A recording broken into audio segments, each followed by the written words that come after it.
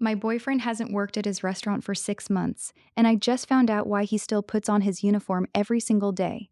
I, 25F, have been with my boyfriend Jake, 27M, for 3 years, and last night I found out I don't know who he is at all.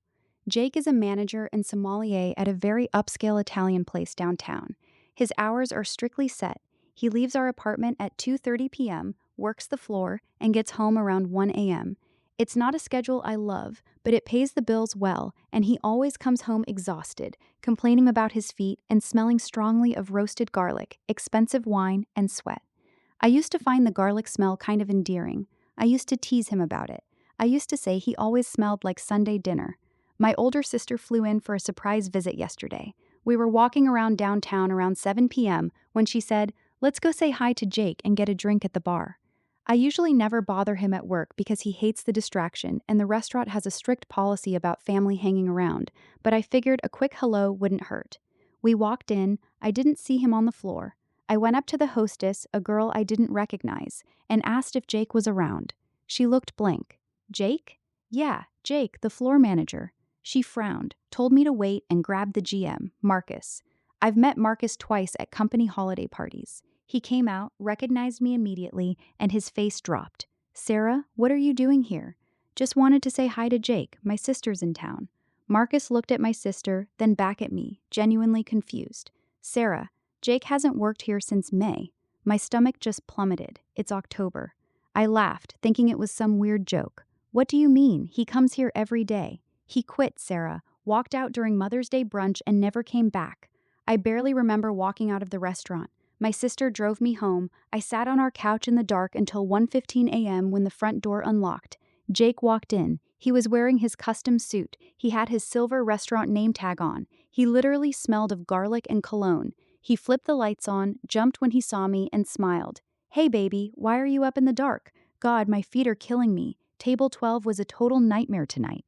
I just stared at him. How was Marcus? He didn't miss a beat. Annoying as always, harping on the poor costs. "That's funny," I said, my voice shaking, "because Marcus told me you quit in May." The color completely drained from his face. He stood there frozen.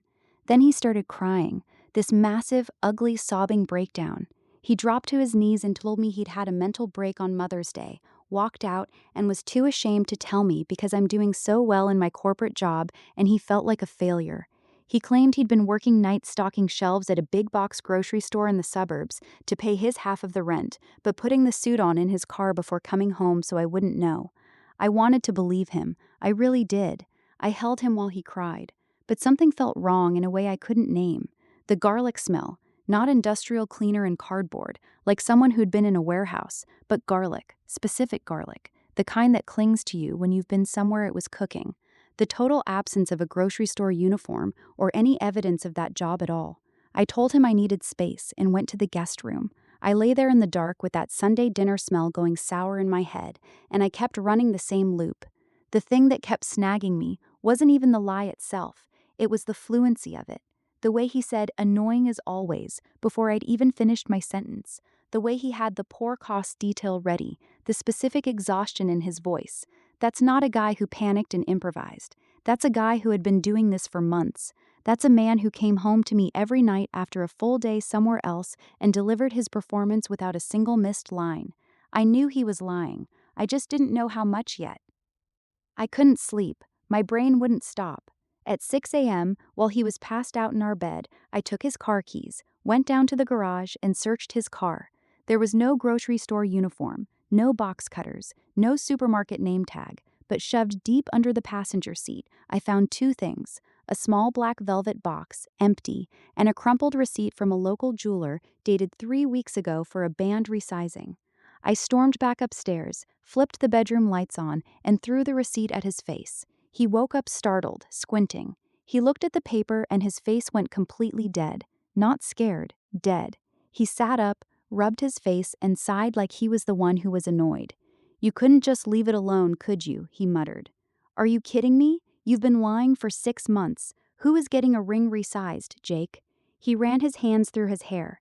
"It's for my mom. Her knuckles are swelling from arthritis. I took her vintage ring in to get it sized up. I didn't want to tell you because I paid for it on a credit card I maxed out while I was unemployed." Call her right now, I said. It's 6:30 in the morning. I don't care. Call her. He refused. He called me a psycho, said I was acting crazy, that he couldn't deal with my lack of trust. He packed a duffel bag and said he was going to stay at his buddy Dan's place. He walked out.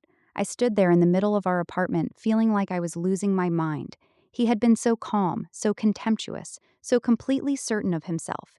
He called me a psycho with the same easy confidence he used when he described a wine pairing, and for a moment it worked. I doubted myself. I almost texted him to apologize. I actually had my phone in my hand. Then my sister came over with coffee, listened to the whole thing, and asked me one question.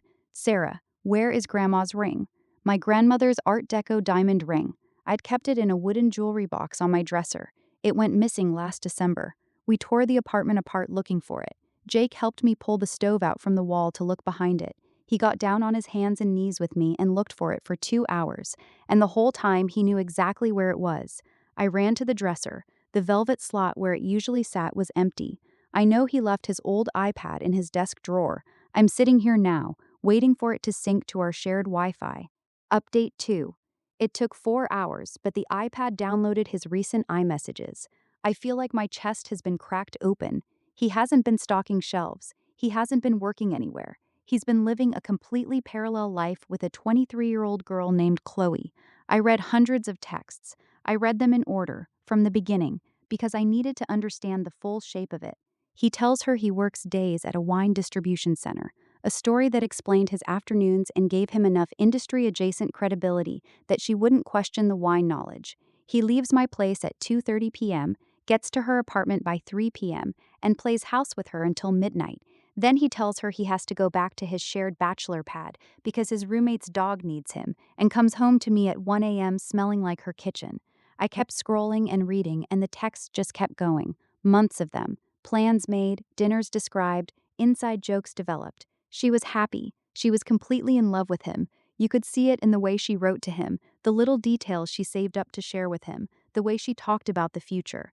She was planning her life around this person who did not exist. But that wasn't the worst part. I found her Instagram. Her profile is public. 3 weeks ago, she posted a photo of her hand resting on a steering wheel. On her finger was my grandmother's ring. The caption, "He asked, and I said yes to my forever. Fist key." My grandmother's ring. He didn't just steal it. He used it to propose to his daytime girlfriend. And the garlic smell? She's a culinary student. She posts photos of the meals she cooks for him every night. He's been eating her gourmet dinners, putting his sommelier suit back on in his car, and coming home to me complaining about table 12. I didn't cry. I just went completely red. I found her number in his iPad contacts and called her. She answered on the second ring. "Hey babe, you forgot your charger." "I'm not Jake," I said. My voice was flat in a way I didn't recognize. "My name is Sarah. I'm Jake's girlfriend of 3 years. I think you're wearing my dead grandmother's ring." Dead silence. Then a nervous laugh. "Who is this? Is this a prank?" "It's not a prank. He doesn't work in wine distribution. He doesn't have a bachelor pad. He lives with me. He just left my apartment 3 hours ago after I caught him lying about his job." "You're lying," she whispered, her voice shaking. "He's my fiancé. We're getting married." "Check the inside of your ring band," I told her. "It's engraved with E. and Thomas, 1942. I heard the phone drop onto a counter. I heard her start crying. When she picked it back up, she was hyperventilating. We talked for an hour. She had no idea. She is just as devastated as I am. But then she started describing her apartment, and my blood ran cold, coming to the point that my auction had Toschlist Krankmet and came back it. It's all more these fints. When I was on the phone with her, she mentioned how sweet Jake was because he'd brought over all these nice things from his old storage unit to help furnish her place when she moved in 6 months ago. I asked her to FaceTime me. She walked me through her apartment on FaceTime, and I sat in my car watching my own life appear on a phone screen in someone else's home. My missing KitchenAid mixer on her counter with a bowl she'd already been using, residue of something baked still around the edge. The expensive Dyson vacuum I thought our building's cleaning lady broke and threw away, in her hall closet, with our apartment building sticker still on the side. My favorite cashmere throw blanket that I had genuinely grieved, that I had been sad about for months because my mother had given it to me, draped over her sofa like it had always lived there. I kept waiting to hit the bottom of it. I kept thinking, okay, that's everything. That's the full scope. And then she'd pan the camera, and there would be something else. He has been systematically robbing me for a year to fund his fake life with her. Not just cheating, not just lying, actually stealing from me, item by item, and bringing my things to another woman as gifts so she would think he was a provider. He is a parasite. He hasn't paid a dime of his own money for anything. He's been taking cash from me for his half of the rent and pocketing it, eating her food and giving her my possessions as gifts to look like a provider. Chloe is furious, not just sad, terrifyingly, coldly furious. She invited him over tonight for a special celebratory dinner. He texted me an hour ago. "Hey, I know things are tense. Dan is letting me crash again tonight. I love you, Sarah. We'll fix this." I didn't reply. Chloe and I boxed up all my stuff when I got to her place. The mixer, the vacuum, the blanket, everything. It's in my trunk. I have my grandmother's ring back on my right hand. Jake's location on Chloe's phone shows he's 3 blocks away. I can see him from where I'm parked. He's wearing a casual sweater, carrying cheap bodega flowers. He looks completely relaxed, horribly normal. Chloe just texted me. "He's at the door. Give me 2 minutes." I have my hand on the car door handle. My heart is beating so fast I can taste copper in my mouth. I am about to walk into that apartment, lock the deadbolt behind me, and watch his entire carefully constructed universe collapse all at once. While I didn't start initially, I didn't finish what I could expected. Walked up the 2 flights of stairs to Chloe's place. The door was unlocked, just like we'd planned. I pushed it open, stepped inside, and slid the heavy metal deadbolt shut behind me. Click. Jake was standing in the kitchen with his back to me, pulling a wine bottle out of a paper bag.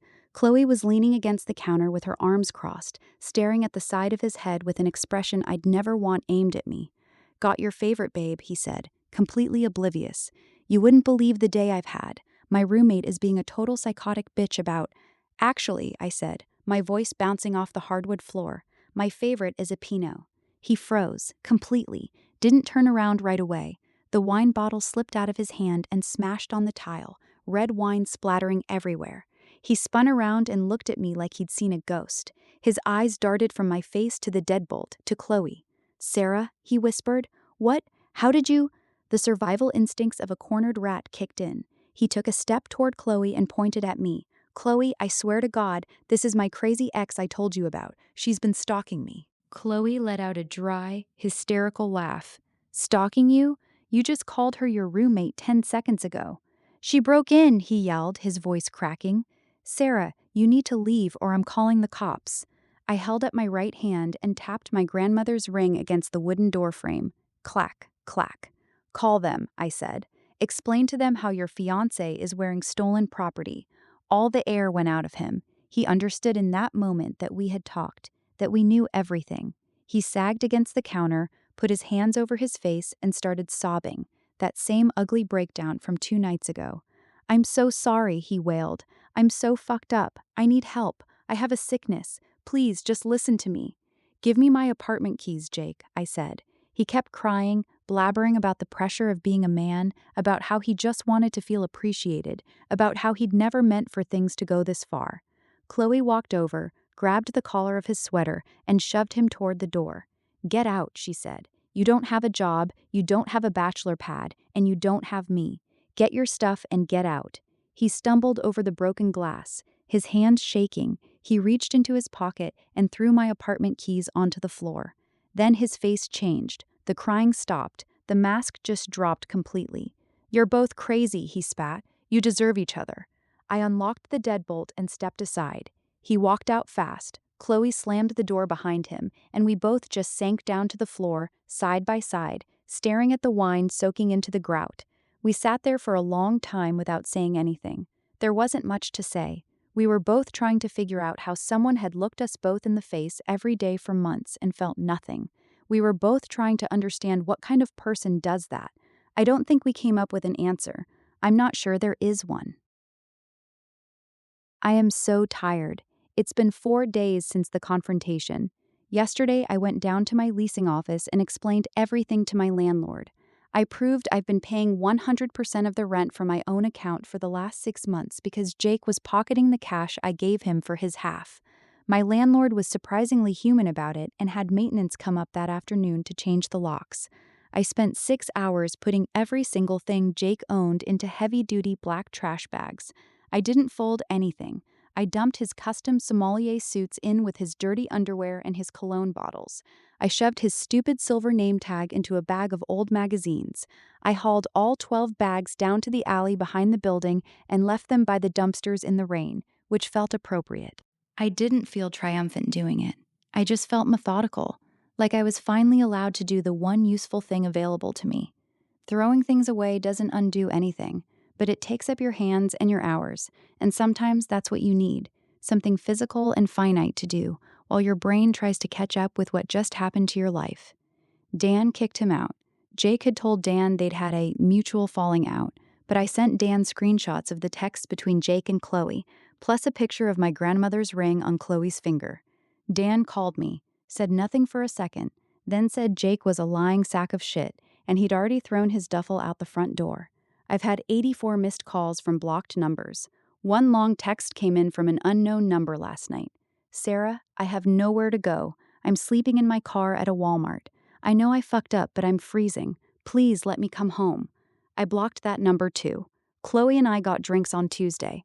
We sat across from each other in a bar neither of us had ever been to before and talked for 3 hours. We talked about how we'd each had small moments of suspicion over the months, little things that didn't quite fit, excuses that were slightly too smooth, a story that had one too many details, and how we'd each talked ourselves out of them because the alternative was too big and too ugly to look at directly. We had both done the mental work of explaining him away, over and over, because we wanted the version of him we had to be real. She's dropping out of her lease and moving back in with her parents for a while to recover financially, because she'd been paying for nearly everything he ate and drank for 6 months. I wish I could say I feel empowered. I don't. I feel hollowed out in a way I didn't know was possible, like something load-bearing got removed, and I haven't figured out yet what's going to fill that space. I look around my apartment, and I still see him everywhere. In the furniture arrangement he suggested when we first moved in the good wine glasses he picked out because he knew about that stuff, and I didn't. In the stack of books on my nightstand that he recommended, and I never got around to reading, and now probably never will, because I don't know how to open them without thinking about him. 3 years of small accumulations, his taste and his preferences and his opinions woven into the fabric of my daily life, and none of it is him. None of it was ever him. It was all just maintenance of the performance. I miss the guy I thought he was. I know that guy never existed. I know the person I was in love with was a constructed fiction. Jake the exhausted sommelier. Jake who worried about pour costs and came home smelling like the kitchen. Jake who got down on his hands and knees and looked for my grandmother's ring for 2 hours. That Jake was someone else's idea of what I needed to see. But knowing that doesn't make the missing stop. It just makes it stranger and lonelier, because you can't even properly grieve someone who was never real in the first place. My grandmother's ring is back in the wooden box where it belongs. I opened the box and looked at it for a long time before I closed it again. Ian Thomas, 1942. 83 years. Some things outlast people who try to use them. My sister is staying the rest of the week to make sure I eat and sleep and don't just sit on the couch in the dark, which is what I would absolutely be doing without her. I'm sitting on that couch right now. I have a glass of wine. I've cried until my head throbs. I'm trying to figure out how to wake up tomorrow and put one foot in front of the other, which is the only plan I have right now. And some nights that just has to be enough to get you through. Hope you enjoyed this video. If so, please like and subscribe. See you in the next one.